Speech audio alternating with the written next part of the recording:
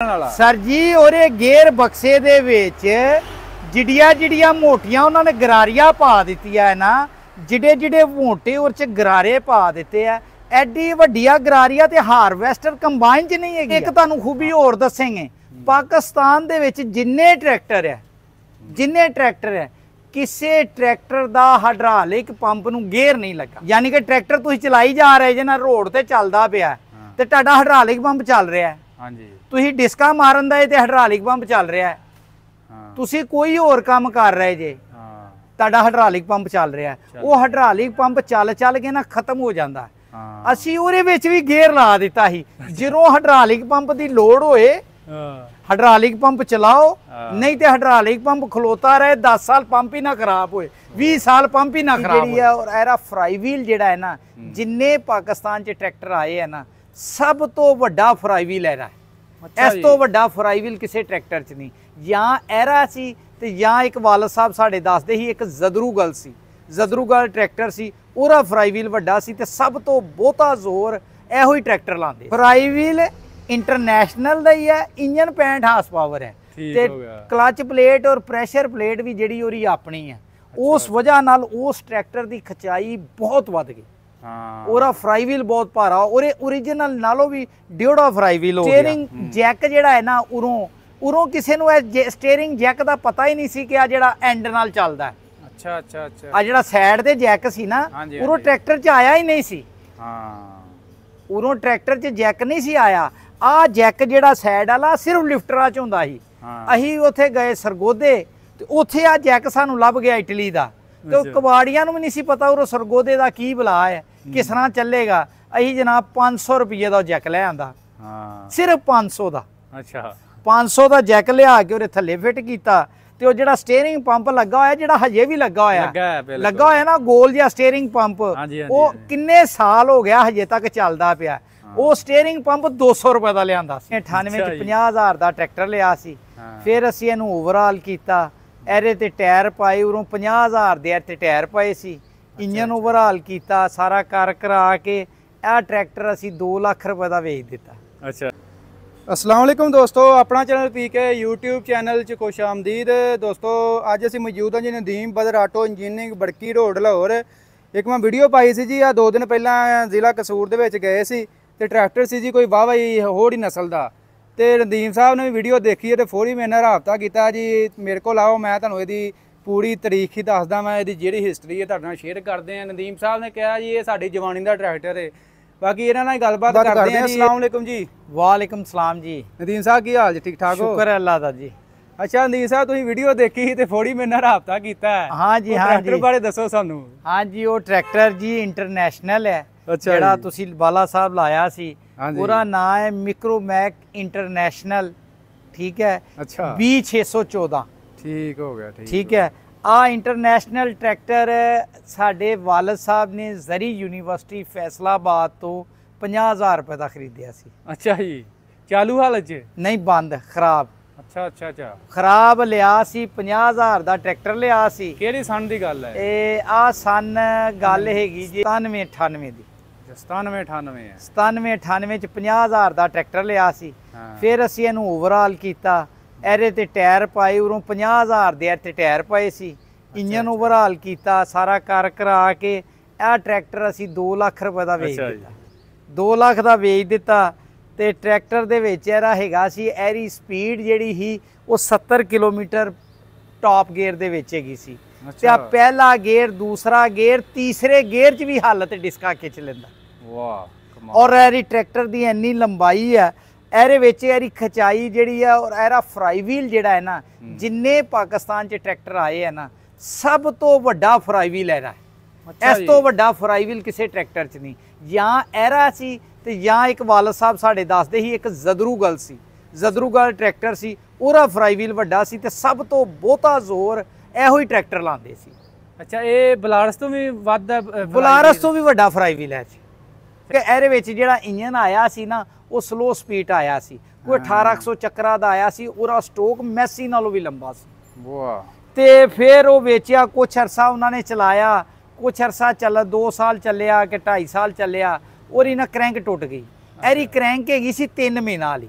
ਅੱਛਾ, 3 ਮੇਨਾਂ ਵਾਲੀ ਹੁਣ ਤੇ 5 ਮੇਨਾਂ ਦੇ 4 ਸਿਲੰਡਰ ਹੁੰਦੇ ਨਾ, ਉਹ 3 ਮੇਨਾਂ ਚ 4 ਸਿਲੰਡਰ ਹੁੰਦੇ ਸੀ। 3 ਕਵਰ 3 ਮੇਨ ਦੇ ਬੋਲਟ ਹੁੰਦੇ, ਟੋਪੀਆਂ ਹੁੰਦੀਆਂ। ਅੱਛਾ ਤੇ ਰਾੜ 4 ਹੁੰਦੇ ਆ। ਠੀਕ ਹੋ ਗਿਆ। ਹੁਣ 4 ਸਿਲੰਡਰ ਦੇ 5 ਮੇਨ ਹੁੰਦੇ ਆ, 3 ਮੇਨ ਸੀ ਜਿਵੇਂ ਡਾਟਸਨ 2200 ਚ ਹੁੰਦੇ ਆ। ਅੱਛਾ। ਤੇ ਉਹ ਜਨਾਬ ਉਹ ਕਰੈਂਕ 3 ਮੇਨ ਵਾਲੀ ਕਰੈਂਕ ਟੁੱਟ ਜਾਂਦੀ ਹੈ। ਉਹ ਕਰੈਂਕ ਟੁੱਟ ਗਈ, ਕਰੈਂਕ ਪੂਰੇ ਪਾਕਿਸਤਾਨ ਚੋਂ ਲੱਭੇ ਨਾ। ਉਹ ਫਿਰ ਅਸੀਂ ਕੀ ਕੀਤਾ ਕਿ ਕਰੈਂਕ ਤੇ ਲੱਭਦੀ ਕੋਈ ਨਹੀਂ ਪਈ, ਤੇ ਅਸੀਂ ਇਹਦੇ ਵਿੱਚ 28000 ਰੁਪਏ ਦਾ ਲਿਆ ਕੇ ਨਾ ਇਹਦਾ ਡਾਜ 4 ਸਿਲੰਡਰ 65 ਹਾਰਸ ਪਾਵਰ ਦਾ 65 ਹਾਰਸ ਪਾਵਰ ਦਾ ਇੰਜਨ ਉਹਦੇ ਵਿੱਚ ਪਾ ਦਿੱਤਾ। ਵਾਹ। ਇੰਜਨ 65 ਹਾਰਸ ਪਾਵਰ ਦਾ ਹੈ। ਫਰਾਈ ਵੀਲ ਜਿਹੜਾ ਹੈ ਨਾ ਉਹ ਇੰਟਰਨੈਸ਼ਨਲ ਦਾ ਹੀ ਹੈ। ਅੱਛਾ।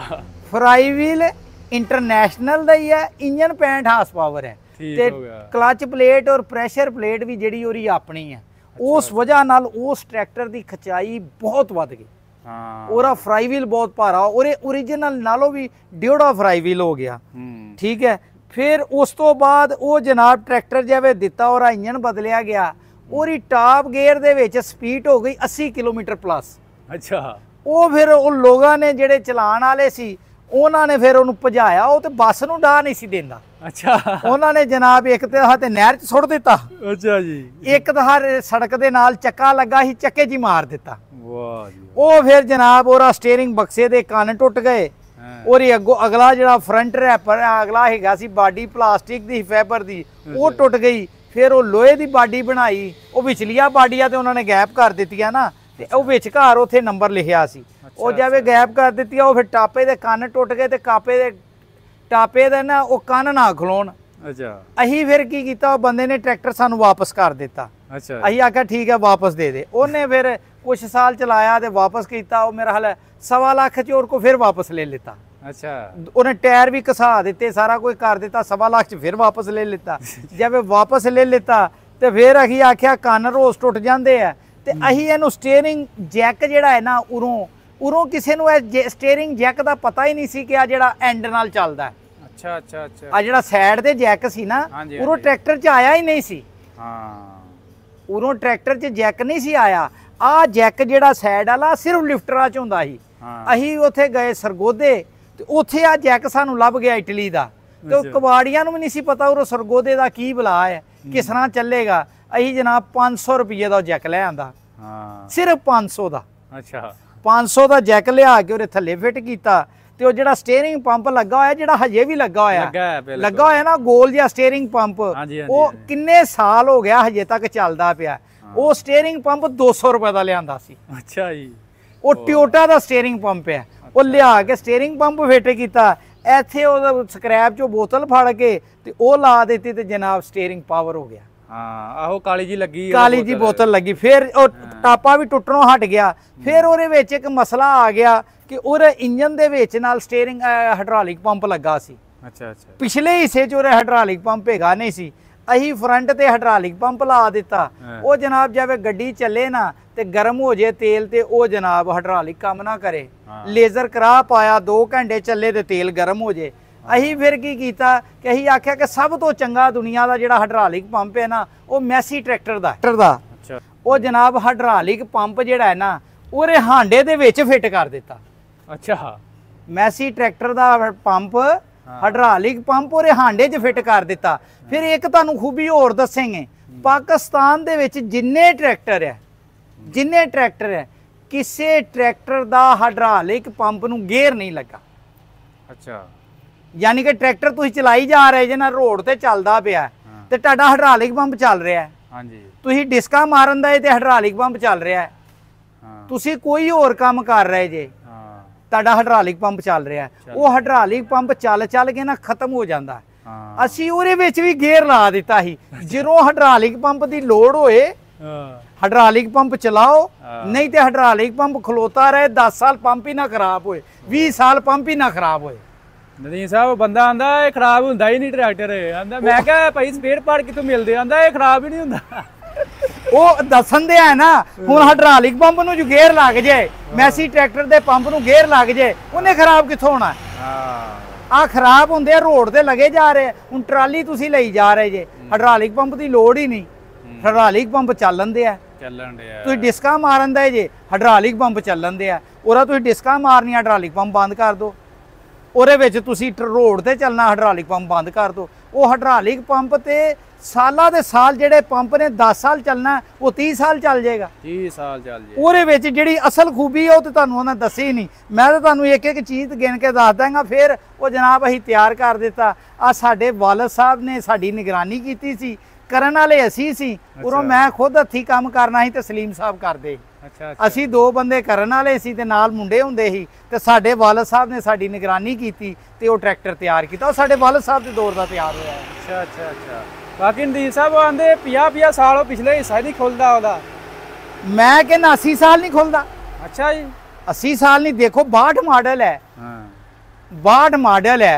ਤੇ 62 ਮਾਡਲ ਹੈ ਤੇ ਹੁਣ ਕਿਹੜਾ ਸਨ ਚੱਲ ਰਿਹਾ ਹੁਣ 25 ਚੱਲ ਰਿਹਾ 25 ਚੱਲ ਰਿਹਾ 40 ਤੇ 65 ਸਾਲ ਦੇ ਹੋ ਗਏ ਨੇ ਉਹਨੂੰ 65 ਸਾਲ ਹੋ ਗਏ ਤੇ ਮੈਂ 80 ਸਾਲ ਕਿਹਾ 18 ਸਾਲ ਹੈ ਬਾਕੀ ਹਾਂ ਯਾਨੀ ਕਿ ਉਹ ਲਾਈਫ ਟਾਈਮ ਨਹੀਂ ਖੁੱਲਣ ਵਾਲਾ ਸਰ ਜੀ ਉਹਦੇ ਗੇਅਰ ਬਕਸੇ ਦੇ ਵਿੱਚ ਜਿਹੜੀਆਂ ਮੋਟੀਆਂ ਉਹਨਾਂ ਨੇ ਗਰਾਰੀਆਂ ਪਾ ਦਿੱਤੀਆਂ ਨਾ ਜਿਹੜੇ ਮੋਟੇ ਉਹ ਚ ਗਰਾਰੇ ਪਾ ਦਿੱਤੇ ਆ ਐਡੀ ਵੱਡੀਆਂ ਗਰਾਰੀਆਂ ਤੇ ਹਾਰਵੈਸਟਰ ਕੰਬਾਈਨ ਚ ਨਹੀਂ ਹੈਗੀ ਕੰਬਾਈਨ ਚ ਜਿਹੜੀਆਂ ਗਰਾਰੀਆਂ ਹੈ ਨਾ 6 ਸਿਲੰਡਰ ਤੇ ਓਡੀਆਂ ਵੱਡੀਆਂ ਗਰਾਰੀਆਂ ਤੇ ਉਹਨਾਂ ਨੇ ਗੇਅਰ ਚ ਪਾ ਦਿੱਤੀਆਂ ਬੰਦੇ ਆਂਦੇ ਉੱਥੇ 4x4 ਵੀ ਆਇਆ ਤੇ ਉਹਨਾਂ ਨੂੰ ਨਹੀਂ ਖੰਗਣ ਦਿੰਦਾ ਸਰ ਜੀ ਇੱਥੇ ਬਰਕੀ ਨਹਿਰ ਦੇ ਵਿੱਚ ਉਹ ਖੜਦੇ ਸੀ ਨਾ ਉੱਥੇ ਕੋਈ 85 ਨਹੀਂ ਸੀ ਕੱਢਦਾ ਟਰਾਲੀ ਜਿੱਥੇ ਨਹੀਂ ਸੀ ਕੱਢਦਾ ਉਹ ਕੱਲਾ ਹੀ ਕੱਢਦਾ ਸੀ ਹਾਂ ਉਹਦੀ ਨਦੀਪ ਸਾਹਿਬ ਮੇਨ ਗੱਲ ਬੰਦਿਆਂ ਦੇ ਤੇਲ ਵੀ ਭਾਈ 135 ਜਿੰਨਾ ਖਾਂਦਾ ਸੀ ਤੇਲ ਉਹ 265 ਜਿੰਨਾ ਉਹਨੇ ਖਾਣਾ ਉਹਨੇ 4 ਲੀਟਰ ਤੋਂ ਵੱਧ ਘੰਟੇ ਦਾ ਤੇਲ ਨਹੀਂ ਖਾਣਾ ਹਾਂ ਇੰਜੀ ਗੱਲ ਉਹਦੇ ਵਿੱਚ ਇੰਗਲੈਂਡ ਦਾ ਇੰਜਨ ਹੈ ਇੰਗਲੈਂਡ ਦੀ ਕੇਮ ਇੰਗਲੈਂਡ ਦੇ ਟਾਈਮਿੰਗ ਸਾਰੀਆਂ ਚੀਜ਼ਾਂ 28000 ਰੁਪਏ ਤੋਂ ਲਿਆ ਕੇ ਤੇ ਅਸੀਂ ਆਪਣੇ ਹੱਥੀ 20614 ਹੋਰ ਦੱਸਾਂ 30000 ਰੁਪਇਆ ਉਸ ਟਰੈਕਟਰ ਦਾ ਬਕਾਇਆ ਵੀ ਹੈਗਾ ਜੀ ਮੇਰੇ ਕੋ ਖਾਤੇ 'ਚ ਲਿਖਿਆ ਹੋਇਆ ਤੁਹਾਂ ਲੈਣਾ ਜੀ ਉਹਨੂੰ ਦੇਣਾ ਹਜੇ ਲੈਣਾ ਹੋਰ ਕੋਲ ਉਹ ਤੇ ਹੁਣ ਪਤਾ ਕਿਹੜੇ ਗਾਂ ਮਾਰਦਾ ਪਤਾ ਨਹੀਂ ਕਿਹੜੇ ਜਿਹੜਾ ਪਹਿਲੇ ਸਾਡੇ ਕੋਲ ਲੈ ਕੇ ਗਿਆ ਨਾ ਕਸੂਰ ਬੰਦਾ ਉਹ 30000 ਰੁਪਇਆ ਧਾਰ ਕਰ ਗਿਆ ਉਹ ਨਹੀਂ ਦੇ ਕੇ ਗਿਆ ਹਜੇ 30000 ਉਹ ਟਰੈਕਟਰ ਤੇ ਬਕਾਇਆ ਜੇ ਚਲੋ ਅੱਲਾ ਖੈਰ ਕਰੇ ਵੇਖੇ ਵੀਡੀਓ ਤੇ ਉਹਨੂੰ ਯਾਦ ਆ ਜੇ ਬਾਕੀ ਦੋਸਤੋ ਵੀਡੀਓ ਅੱਛੀ ਲੱਗੀ ਲਾਈਕ ਸ਼ੇਅਰ ਕਰ ਦੇਣੀ ਉਹ ਟਰੈਕਟਰ ਦੀ ਤੁਹਾਨੂੰ ਹਿਸਟਰੀ ਦੱਸਣੀ ਤੇ ਨਦੀਮ ਸਾਹਿਬ ਨੇ ਪੂਰੀ ਬਿਆਨ ਕੀਤੀ ਹੈ ਇਨਸ਼ਾਅੱਲਾ ਮਿਲਾਂਗੇ ਨੈਕਸਟ ਵੀਡੀਓ 'ਚ